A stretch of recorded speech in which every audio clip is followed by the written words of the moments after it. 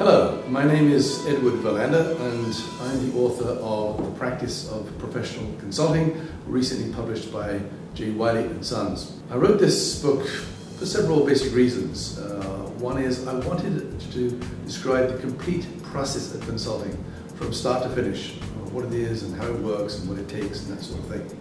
The second reason is that I did some hard thinking about whether or not consulting is a profession and some ways in which we could improve the professionalism of consulting going forward. The third reason is that there are a number of books on consulting on the market, but most of the books tend to focus on how to start and how to build a consulting business. And the other books tend to focus on organizational development consulting.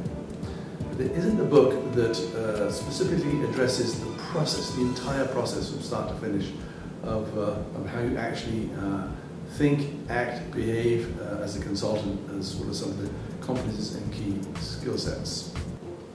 Now, the content of the book is organized into three major parts.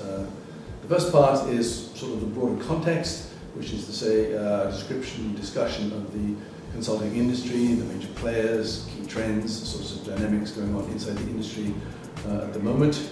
And then secondly, the journey of what I'm calling the journey of the trusted advisor, that all consultants must work to try and achieve, how to become a trusted advisor with their clients. And then the third part of part one is a discussion of why organizations hire consultants in the first place. And my shorthand version of that is that organizations hire consultants to help them become faster, bigger, better, cheaper, and I discuss exactly what that is. Part two is the model that is the full description of the consulting process, and in 5 or 6 chapters I discuss the 4 stages, 4 roles, the key tasks for each role, as well as the outcomes to be achieved for each of the stages of consulting. The stages are developing business, mobilizing a team, building deliverables, and deploying a solution. And once again, the process is generic so that it can be used and applied in any form or any kind of consulting, whether that be management consulting, strategy consulting, IT consulting, human resources development consulting, and that sort of thing. Part 3 is about the future, and here I discuss the need for more professionalism and some of the building blocks that need to be worked on and acquired by individuals to be more professional as consultants.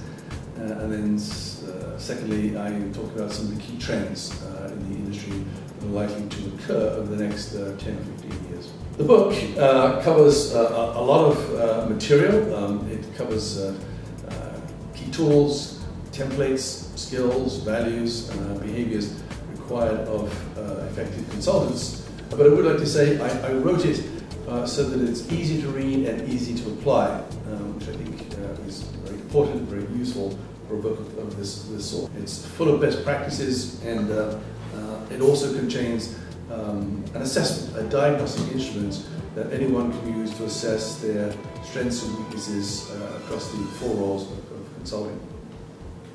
It's very practical. It discusses what works, and all of the ideas and tools and skills, etc. in the book have been well vetted by other consultants, and they're drawn from my own 25 years of consulting with organizations around the world. The book is written for really 4 types of individuals. It's written for anyone who is considering consulting as a career. It's a very attractive career, it pays very well, and it's very challenging. One learns a lot in this particular field. And so for anyone who wants to know more about what is consulting and how does it work and so forth, the book is written with that in mind. The second group would be for current consultants who are new to consulting or very early in their career and may need something to accelerate their journey within the consulting firm where they work. The third kind of individual who would be interested in the book would be professors who may be teaching courses on business consulting, on things like organizational development, training and development, or more broadly, human resources management. Certainly anything that has to do with change and change management, those kinds of subjects. And lastly, the fourth constituency for the book would be trainers. That is, people who are working in large training companies that are training their own employees on consulting skills and capabilities suitable for their own firm. This book provides a firm foundation for those individuals to which can be added the proprietary things that people would have to learn about the actual consulting firm itself. So those are the four types of individuals that the book is written for.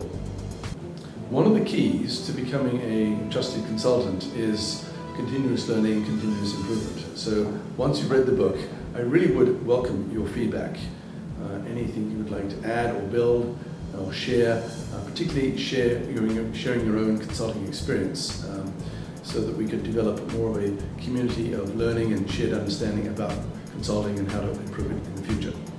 So I thank you very much, and I hope you enjoy the book.